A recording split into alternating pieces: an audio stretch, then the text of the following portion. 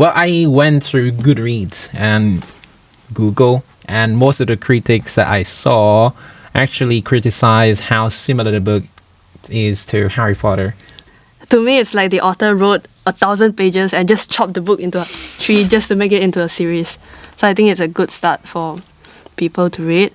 And also I think for me it's captivating, like the adventures. It kept me in suspense. Like I want to know next. He has a rough start, a rough background. Gets bullied. Yeah, by his brother. Yeah, and a tons of other bullies. Yeah, in school, everywhere.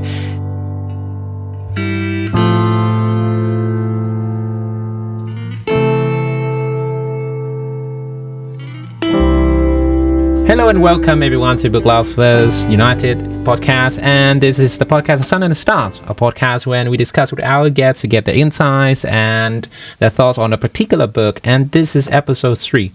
In the previous episode, I did mess up a little bit. I said it was episode 1 instead of 2, so sorry for that. But this is it. This is episode 3 for sure. And today, I'm really glad to have 2 guests here to talk about the Magic Factory of Morgan Rice. Please welcome Jia Li and Kelly.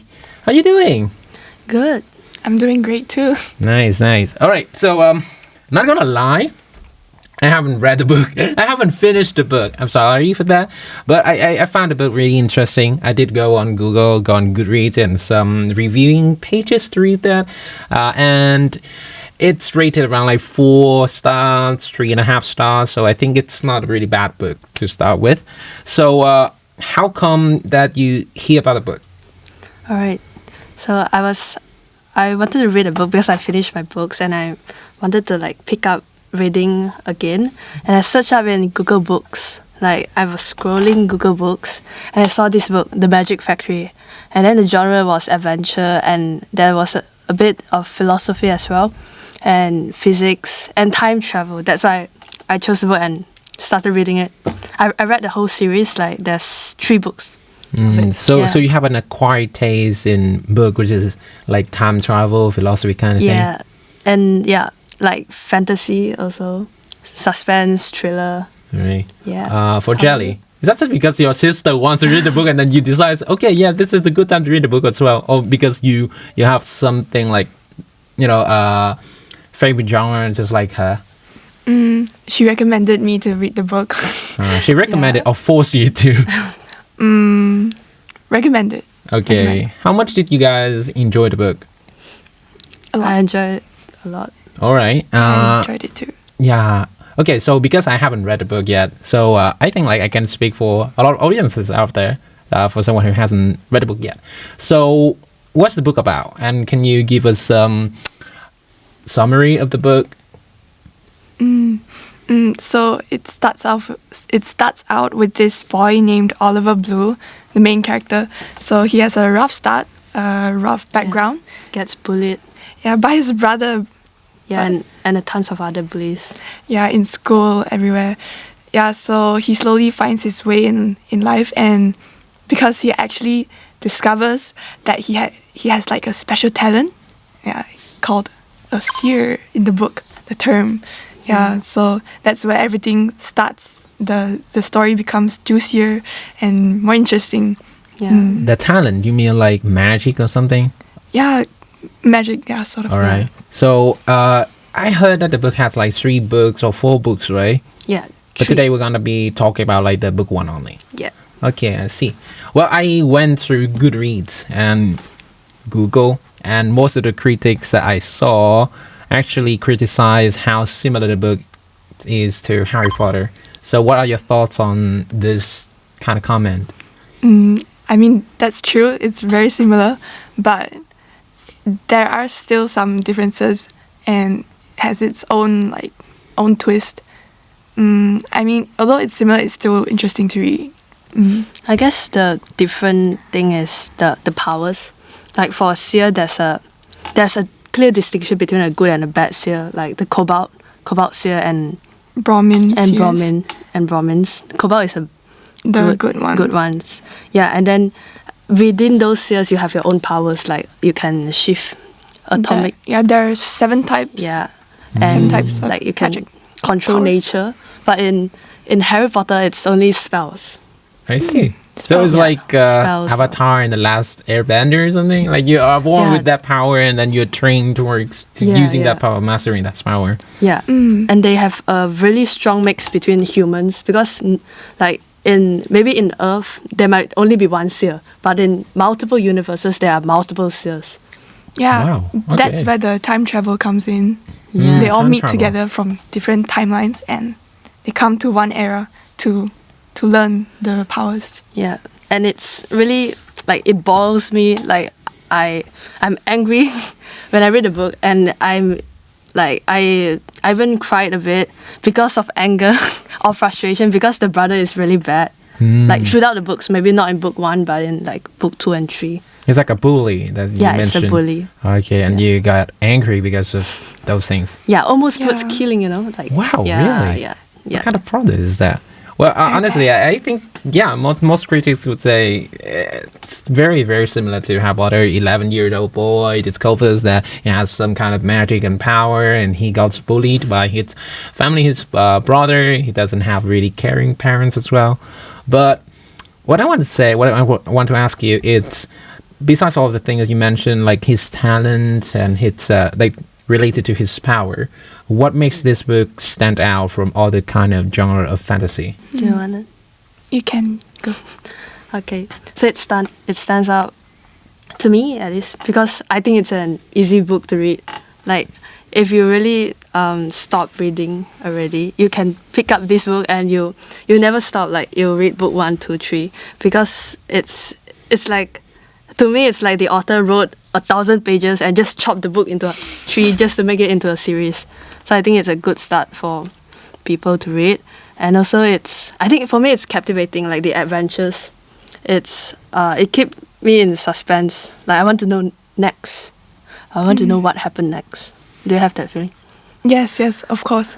And although I haven't read a lot of fantasy books, but this one I quite like the plot. It makes me wonder what's next because I'm not too familiar with how the fantasy genre their plots go. I think there's also a bit of romance in it. Yeah. Like for an 11-year-old boy. 11-year-olds. Yeah. That's not romance, that's childish. Okay, sorry. Anyway, so you mentioned the plot. What is the plot like? So after he discovers that he has some power, what does he do next? And how does he discover the whole multiverse stuff that, okay, different people from different universe have different seer. So what's the plot like that lead him towards that situation? Oh, His guide. Yes, his guide. And like I think this book deals a lot with death, but spoilers alert, I guess. Like some deaths are not apparent. Like the death is not the death. Do you get what I mean? And and then the guide said something that I really like. Because Oliver is piled up with so many information, and he's like, I want to know more. And then the guide says, no, or else your brain will explode. You need to consume the information slowly. And then he said something like, there's people who consume too much knowledge and their head can literally wow. explodes. Yeah, so when I was reading the book, I was like, okay, good concept, Okay. interesting. Yeah, it's their guide. Each seer has a guide, and the guide will slowly reveal this information about, wow, this very new and this concept that is very hard to wrap your head around, that you're actually a seer. It's such a rare thing, and so they will slowly guide you through the way. They might time travel with you. But very unfortunately, Spoilers. Okay. I won't get into that. So, according to what you said, I could assume that the book is very fast-paced. It's not like slow burn. I mean, like Harry Potter is not truly slow burn, but throughout the 7 books, you discover more about the characters, and you don't really feel overloaded by the information in the book. So, with the Magic Factory, did you feel a little bit overwhelmed by the information, the world building? Did you feel like, the author gave you too much information and you didn't have time to digest them all? I think it was still alright, but at the start, I wasn't that captivated because it was still, the author was still slowly setting the grounds for like the introduction, the backstory. Yeah, but in the middle, yeah, it's starting to catch up and like, whoa, you're turning the pages very fast. Yeah. Yes. But virtually. Yeah, I think there's a mix of both slow pace and fast paced. Like for some pages, I'm like, please skip this page. Like, but I still read through it. Yeah. Okay, yeah, I get it. So you mentioned that the book captures a lot of philosophical questions and a lot of themes of the book. So can you give me some example of the thing that you just mentioned? You know, some philosophy thing, and then adventure, magic. Yeah, because I've read book 1, 2, 3, they incorporated some astronomers as well, and painters, like from different eras. So one of them is Galileo Galilei. Okay. And Newton. Newton. So he met them. Yes. Whoa. Spoilers. Yeah. Yeah. And I really like this one scene where Oliver met the other seers, which is some are from the past, some are from the future. Like the past, some are from the 1800s. And the future, like 3,000 or 4,000 something, that far. And then their food, their dining room is really big. It's like a ballroom. And then when they need to sit into a table and they need to wear their seatbelts, and they will fly because up. it will fly up. It will shoot up that fast. And then their like food elevators. is flying, like it's in a belt, like something. a conveyor belt, like ordering sushi. And you need to take really fast, or else the food will go away. And the food is colorful. Yeah, it's magical. And then there's different tastes in the food. No, yeah. I see. So the magic factory is referring to a magic factory in the book. Yeah. Okay, what is that like? Okay, so in the first book, Oliver is actually adventuring and exploring this factory, which is his guide's factory. Yeah. But sadly, should I say the spoiler? Okay, never mind. So Come on, you guys watched it already. You guys know that we're gonna spoil it, so yeah. Okay, so at first, it's unfortunate that Oliver's guide has died. But then he time traveled back and saw the young guide. okay. But then this guy, I think, he doesn't know. Yeah, he doesn't know him. Oliver because hasn't met him yet. Classic. Yeah, and then in this factory, because this guy is really Armando, he's a really bright man or young man. So he invents stuff in this factory, and one of it is a bomb. Okay, a bomb. Not really bomb, like nuclear Time stuff. machine. Time machine. Sorry, time machine. Travel machine. There's bomb related things in this book. Well, the bomb related stuff is the other person called Lucas who did it. Yeah, Lucas is he was the evil bad guy. one. The bad guy in this It's a book. guy's apprentice, Lucas. Yeah, the guide's Armando's apprentice. Yeah. Sounds a little bit like Star Wars, but anyway. So, nowadays I feel like a lot of studios, a lot of authors try to focus on the concept of multiverse, parallel worlds kind of thing. Yeah. So, do you believe that? I mean, yeah, this is absurd, but do you believe it? It's an interesting question, honestly. And thinking about like in another universe, in another place, there's another you, look exactly like you, but maybe more beautiful, maybe more talented, or maybe less talented. But the personalities are entirely different. So thinking about that, it's a little bit interesting. But a little bit scary for me as well. So do you believe that there are parallel worlds out there? Of course, we read fantasy, so we know like this is not true, right? But do you believe it? I would like to believe it, but I don't have enough information about it to know that it's true. But I would love to believe it. I would like it to be true. Yeah, it actually, I think book 2 or 3 actually touches on parallel universe. Okay, spoilers for book 2 and book 3.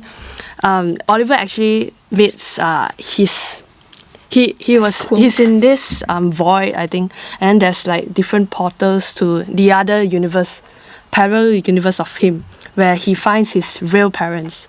Yeah, there's like a So the parents that he has is not his real parents? Yeah, it's not his real parents. Wow.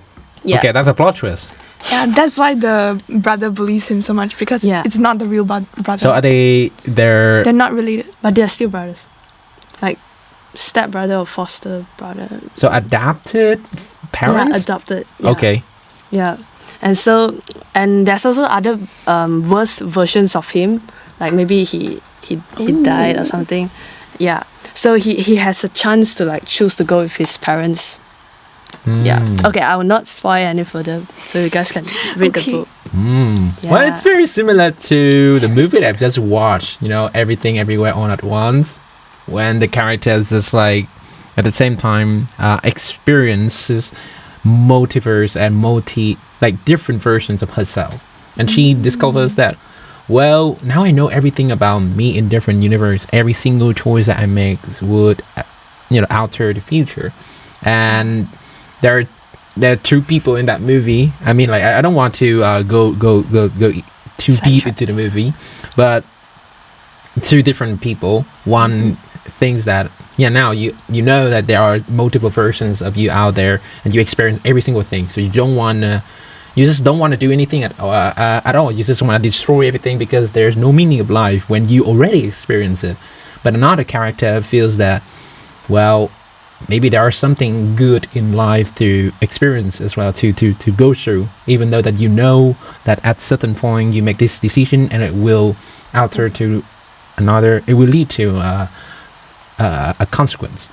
But like for your case, because when they swap, in another movie they kill the person in that place. Yep. But in like the book 2 or 3, Oliver actually, like, I think they swap places with the other Oliver. so you watched the movie? No, it's not a movie for Oliver. I read the book. Alright. But there's another movie where this gang of friends, they went into a mirror or something, and they saw their other self, and they, like, there's one person who killed the person, like himself, Wow, just to like go there, because when you're in the future you can like guess certain stuff, like lottery tickets. Okay. Yeah, Wow. What's the movie? I forgot the Yeah, movie. that's scary. Watch in YouTube. For the Oliver one, do they swap back after that? Like, he didn't choose to go with his parents. Oh, You can read the book. okay. I'm afraid that I might be wrong, but yeah. Okay. So after reading the book, do you have any of your perspectives changed? Time. Time is such a bizarre concept. Yeah, in the book, because it says what I mean, it time doesn't travel exist. is ubiquitous now, and you still feel it's bizarre. Yeah, because the book, it gives another concept. Like what my Time isn't real. Yeah, it says time do not exist. Time doesn't exist. does That's why not they exist. can Like, jump around. Like it's really different with the book we read before the coffee gets cold, where they say they when they time travel, there's different conditions, and when you go back into the past, you can't change anything. You just experience that again, Yeah. like have the feeling of that again. It may change the future, Yeah. but not the present moment when you go back. But in In this book, Magic Factory, it Yeah. changes. it changes future. everything, because the mother nature, the mother universe wants it to become better. That's why they change the past. That's why they are a seer. Yeah, that comes like Yes. the grandfather paradox. Have you ever heard of that? You go back in time, then you kill your grandfather. So if your grandfather doesn't exist, so how come you can exist right now? But yeah, that's just a bigger concept. So, talking about time and different definitions, different situations of time is very interesting, I would say. Some people like you, sorry, not you, but like the book Before the Coffee Gets Cold that we did have a meeting a very long time ago, I think a couple of weeks ago. Yeah. we cannot do anything when we go back in time. But in some, for example, you go back in time, you change that, and it will alter the future, maybe of that universe only, which is a lot of people, a lot of movies now focus on. But yeah, time is not real. Time is a very bizarre concept. Even Albert Einstein says, right, like what is his most famous work? I don't know. Relativity. Yeah, he I don't know. I watched a video where Albert Einstein was like imagining stuff, and then he's like faster than a train or something. Yeah. Yeah. It deals something with the time. Yeah. So okay, do you relate to any of the characters mentioned in the book? I can relate to most of them, but I don't think I'm very similar to Any of them. But I can relate. What do you mean, like similar? Like you don't have like you've never experienced the things that I have experienced? I guess, but I can relate to them. But I'm not entirely like them. Understandable. How about you? For me, You said you got angry a lot of times reading the book. because of the brother. Yeah, the brother Because is of- such a bully. Such a bully. Okay. Yeah, I think Oliver Blue, it's relatable a bit, like half, like maybe because of his misfits. Like he's really, maybe because that he's a seer, but then I don't relate with his smartness lah. Like his intelligence is. Me too.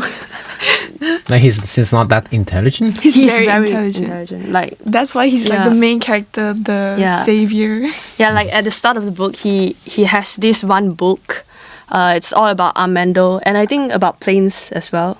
Yeah, planes. And then Inventor's book. he read so many times that he memorized the whole book.